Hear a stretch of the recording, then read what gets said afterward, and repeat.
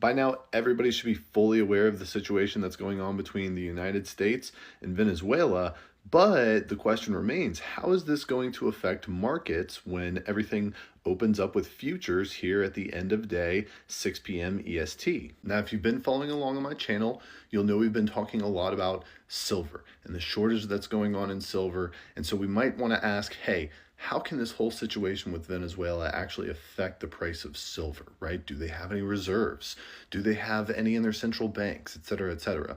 Well, we're going to dive into that, and I'm going to give you a brief overview of the situation. And first, I'll really just go ahead and jump to the chase and then explain there's not much that we can really talk about in terms of silver in Venezuela, simply because they don't have big reserves and they don't have anything really notable in their central bank. Now, as far as oil and gold go, that's a different story. They have both of those and quite a bit in reserve.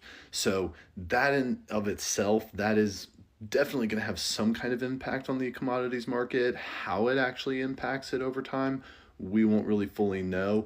But let's stick to silver. Let's see what information do we exactly have. Now, to give you an idea of how low the amount of silver that they mine every year is, the best data that we have is back from 2020, where they mined 480 tons of silver, but that was compared to 26,000 tons that were mined around the world, with Mexico leading in the 6,000s. And this was actually a drop from the 1,600 tons that it mined back in 2016. So if anything, production has been going down. Now, in terms of what they hold in the central bank, as far as gold goes, there's quite a notable amount of gold that they're holding in their central banks, but basically nothing to describe what they're holding in terms of silver. So again, just something we get to write off. But now really quickly, let's jump over to speculation, okay? Because yeah, the actual reserves and physical silver in Venezuela isn't notable, but what does this whole situation do geopolitically, and how could that affect the commodity?